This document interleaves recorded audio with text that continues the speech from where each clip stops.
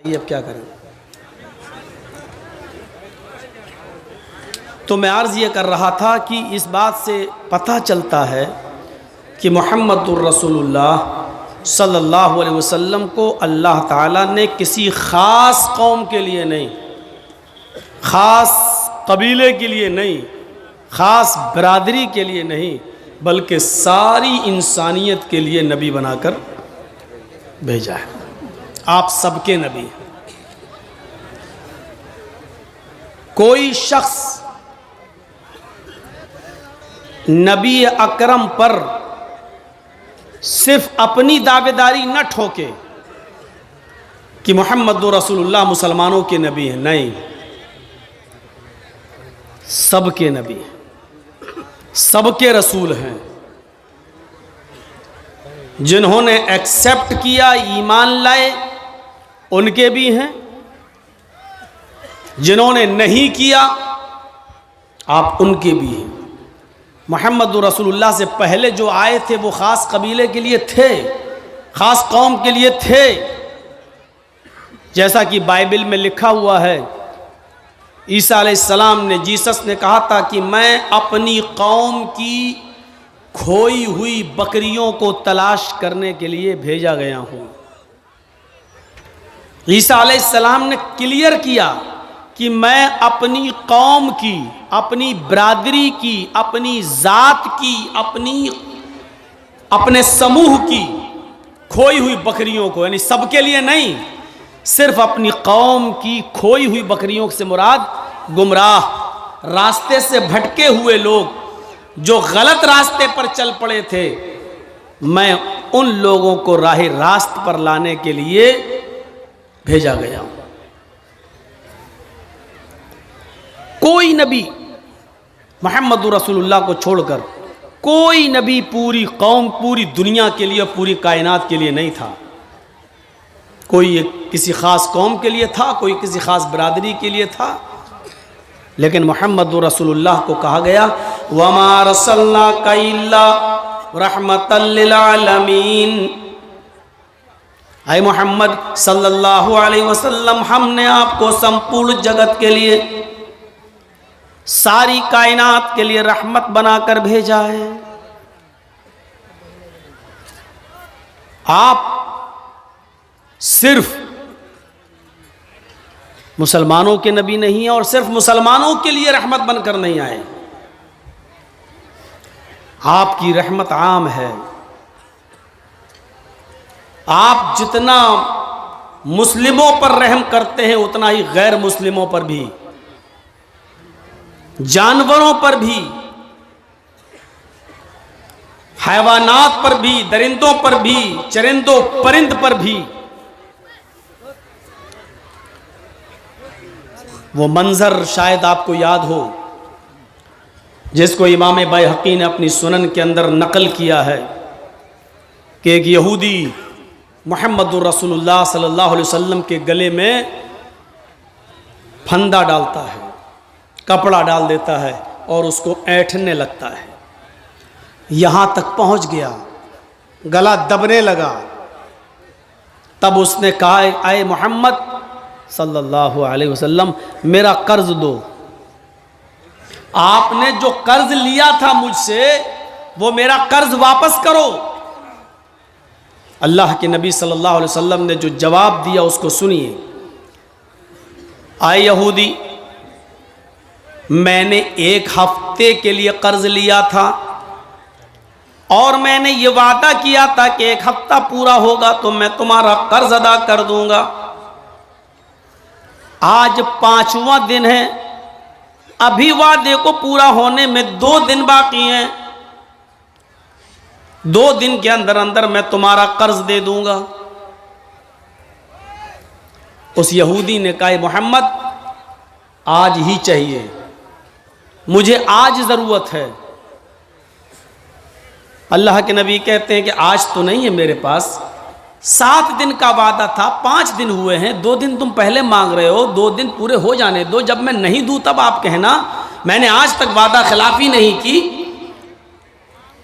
उसने कहा ठीक है, आपने वादा किया था 7 दिन का, लेकिन मुझे आज ज़रूरत है, मुझे आज चाहिए। आपने कहा अर्जेंट मांग रहे हो, कहाँ से दे दूं?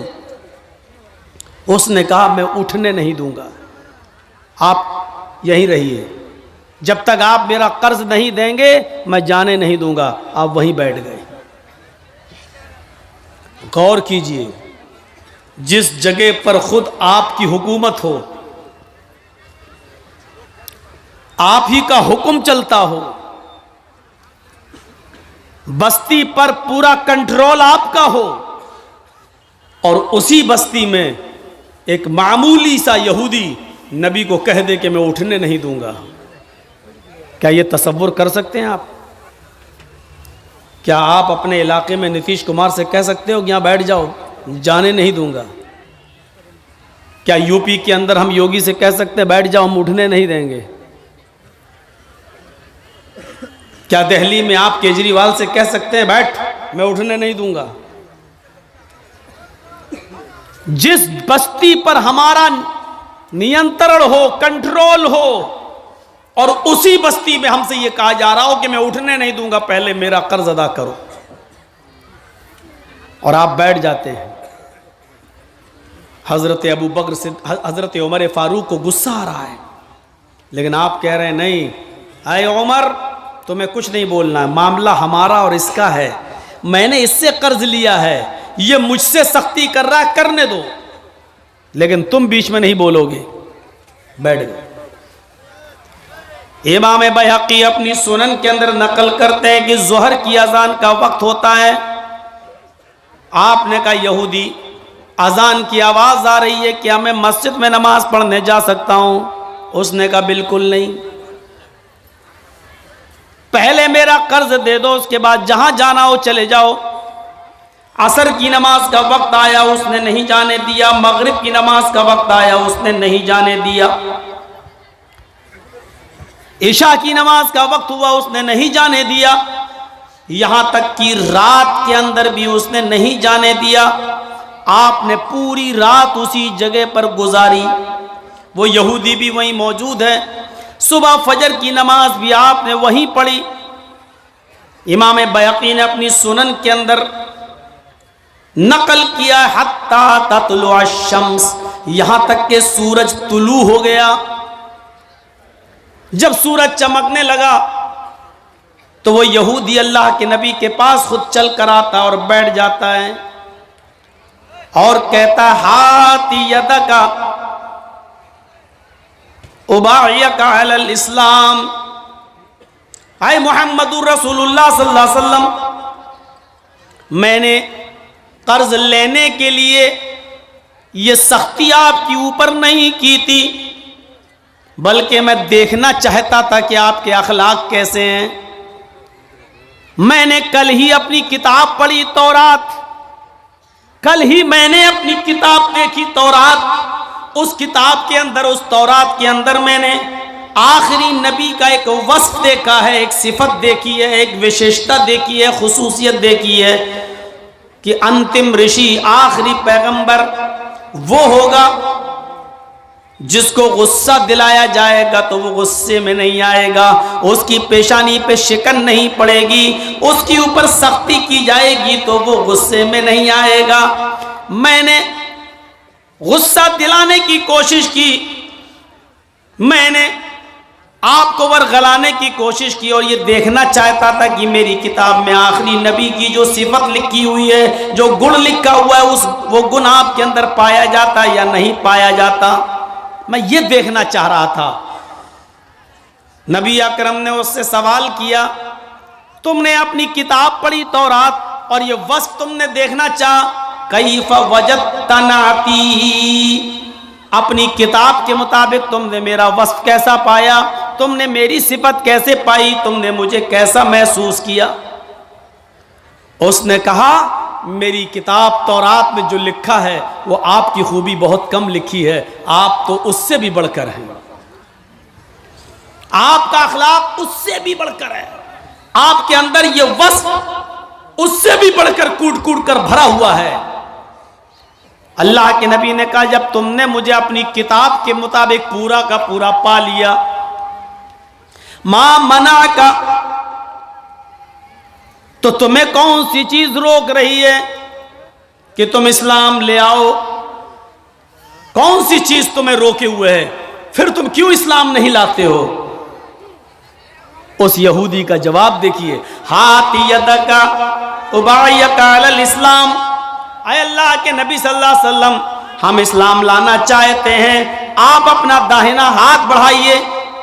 अल्लाह के नबी ने अपना दाहिना हाथ बढ़ाया, उस यहूदी ने अपना हाथ बढ़ाया और उसी वक्त उसने कलमा पढ़ा, अशहदु अल्ला इलाहा इल्लल्लाह व अशहदु अन्ना मुहम्मदन अब्दुहु व रसूलुहु। मैं इस बात का इकरार करता हूँ कि अल्लाह के अलावा कोई माबूद नहीं, और इस बात की गवाही देता हूँ कि मोहम्मद सल्लल्लाहु अलैहि वसल्लम अल्लाह के बंदे और उसके रसूल हैं। ये कलमा पढ़कर वो इस्लाम लाया। इस वाक़े से पता चलता है कि हुकूमत अपनी, सल्तनत अपनी, ममलिकत अपनी, पावर अपना, सब कुछ अपना, लेकिन इसके बावजूद क्या कह रहे हैं? नहीं, इसके ऊपर कोई जुल्म नहीं करेगा, मेरा इसका मामला है। और अल्लाह के रसूल ने किसी सहाबी को उस यहूदी पर जुल्म नहीं करने दिया। उसने मुतालबा किया, आपने उससे कहा कि मेरे पास आज तो नहीं, उसने मजबूर किया, बैठने पर आप बैठ गए, लेकिन आपने उसके ऊपर जुल्म नहीं होने दिया। ये नबी की रहमत यहूदी के साथ थी, ये रहमत थी नबी अकरम की। कुरान ने सच कहा है, वमा अरसलनाका इल्ला रहमतल लिल आलमीन, हमने आपको सारी कायनात के लिए रहमत बनाकर भेजा है। कुरान पढ़ जाइए, जा बजा ईसा अलैहिस्सलाम का जिक्र किया है कुरान ने। कहीं पर भी आप नहीं देखेंगे कि ईसाइयों पर जुल्म और ज्यादती करने का हुक्म दिया हो अल्लाह ने या जनाबी मोहम्मद रसूलुल्लाह सल्लल्लाहु अलैहि वसल्लम ने, कहीं नहीं। किसी भी तबके को आप उठाकर देख लीजिए, आपने किसी भी तबके के ऊपर जुल्म नहीं होने दिया, सबके साथ रहमो करम का मामला अपनाया। यहूदियों के साथ, ईसाइयों के साथ, मजूसियों के साथ, उस जमाने के तमाम ऐसे लोग जिन्होंने मक्के को में मजबूर कर दिया था मोहम्मद रसूलुल्लाह को और आपके साथियों को। कभी हबशा हिजरत करने पर, कभी मक्के से मदीना हिजरत करने पर मारा, सताया, और जो सहाबा हिजरत करने के लिए तैयार हुए तो उनकी जमीन और जायदाद छीनी, उनका मालो दौलत छीना, कहा कि मदीने जा रहे हो जाओ, लेकिन शादी तुमने मक्के में की है, ये बेटी मक्के की है, तुम मदीने नहीं ले जा सकते। बीवी को छोड़ दिया। इधर से बाप आया, ये बेटी मेरी है, तुम्हें जाना है जाओ, लेकिन हम अपनी बेटी को मदीने नहीं ले जाने देंगे। ससुराल वालों ने बेटी छीन ली, छोटा बच्चा, 1 साल, 1.5 साल, 2 साल की उम्र, बाप ने इस बच्चे को अपनी गोद से लिया और चला। उधर से लड़के के मां बाप आ गए, नहीं, ये बच्चा हमारे खानदान का चश्मो चिराग है, हम तुम्हारी शादी नहीं करवाते तो ये बच्चा नहीं आता, तुम इस बच्चे को भी बददीन बनाओगे, मोहम्मद के रास्ते पे चलाओगे, ये अपने बाप दादा का दीन छोड़ देगा। तुम्हें जाना है तो जाओ, लेकिन बच्चे को हमारे हवाले कर दो। बीवी को ससुराल वालों ने ले लिया, बच्चे को अपने घर वालों ने छीन लिया, लेकिन हिजरतों के सताए हुए, मालो दौलत जिनका ले लिया गया हो, बीवी बच्चे भी जिनके छीन लिए गए हो, इन्होंने सारी कुर्बानियां दी, लेकिन मदीने पहुंचे। मक्के वालों ने जुल्म की इतने पहाड़ तोड़े थे कि मोहम्मद रसूलुल्लाह जब मक्का छोड़कर मदीने की तरफ रवाना हो रहे थे तो आखिरी दीदार खाने काबा का आप कर रहे थे, तो खाने काबा का गिलाफ पकड़कर ये कह रहे थे, ऐ काबा मुझे तेरे बाशिंदों ने मजबूर कर दिया, जुल्म और सितम कर करके हमें और हमारे साथियों को मजबूर कर दिया मक्का छोड़ने पर। आए काबा, अगर मुझे इस शहर के बाशिंदों ने मजबूर न किया होता तो मैं तुझे छोड़ के कभी न जाता। आपने उस काबे का आखिरी दीदार किया और आंखों में आंसू लेकर काबे को का दीदार करके वहां से निकल जाते हैं और मक्का छोड़कर मदीना की तरफ पहुंच जाते हैं। लेकिन एक दिन जब मक्का फतह होता है और उसकी बागडोर जनाब मोहम्मद रसूलुल्लाह के हाथ में आती है, खाने काबा में घुस जाते हैं, हजरत अली के कांधे पर सवार हैं, छड़ी आपके हाथ में है, खाने काबा को पाक करने की जरूरत पड़ती है। सबसे पहले उन्हीं 360 मूर्तियों को हटाया जाता है, क्योंकि उसी को हटाने के लिए और उसी खाने काबा में तौहीद का डंका बजाने के लिए मोहम्मद को खातिमुन नबीयीन बनाकर भेजा गया था। इसलिए आज मक्का फतह हो गया है, मक्के से मूर्तियों का निकाला जाना, बुतों का निकाला जाना जरूरी था। मक्के में घुस जाते हैं, खाने काबा की एक एक मूर्ति को गिराते जाते हैं, एक एक मूर्ति पर लाठी मारते हैं, वो जमीन पर गिरती और टूट जाती, एक एक मूर्ति को छड़ी से गिराते जाते और कहते जाते जा अल हक व ज़हक़ल बातिल इन्नल बातिल कान ज़हूक़ा। हक आ गया और बातिल मिट गया और बातिल को तो मिटना ही था। जब आपने मूर्तियों से खाने काबा को साफ कर दिया तो उस मौके पर एक सहाबी थे हजरत सहल, खड़े होकर कहने लगे, आए मक्के के काफिरों तैयार हो जाओ, आज तुम्हारी भी गर्दनें उड़ाई जाएंगी। तुमने हमारी गर्दनें उड़ाई थी, तुमने हमारे बीवी बच्चों को सताया था, हमें मक्का छोड़ने पर मजबूर किया था, आज इंतकाम के लिए तैयार हो जाओ, आज हम बदला लेंगे, आज हम भी इंतकाम लेंगे। हजरत साल ने कहा, हजरत साद ने, अल यौम यौमुल मलहमा, आज का दिन तो टुकड़े टुकड़े कर देने का दिन है, आज का दिन तो बोटी बोटी कर देने का दिन है, आज का दिन तो एक दूसरे की गर्दनें उड़ाने का दिन है। आज तो तुमने, आज मक्का हमारे हाथ में आ गया है, आए मक्के के काफिरों, आज तुम्हारी गर्दनें उड़ाई जाएंगी, आज तुम्हें कत्ल किया जाएगा, आज तुम्हारे किए हुए एक एक जुल्म और एक एक जुर्म का इंतकाम लिया जाएगा, बदला लिया जाएगा।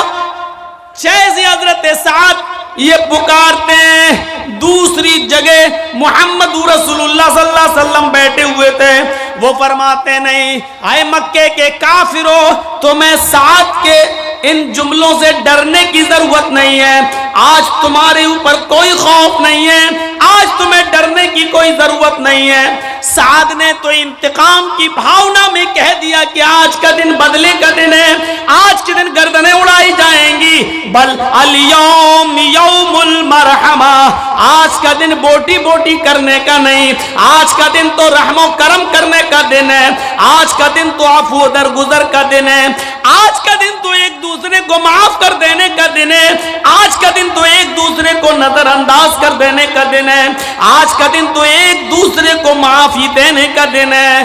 आओ अपने जुर्मों की माफी मांगो, हम माफ करने के लिए तैयार हैं। और आपने मक्के के अंदर एक एक मुजरिम को माफ किया, और जुर्म भी ऐसा वैसा नहीं, बहुत खतरनाक जुर्म जिन्होंने किए।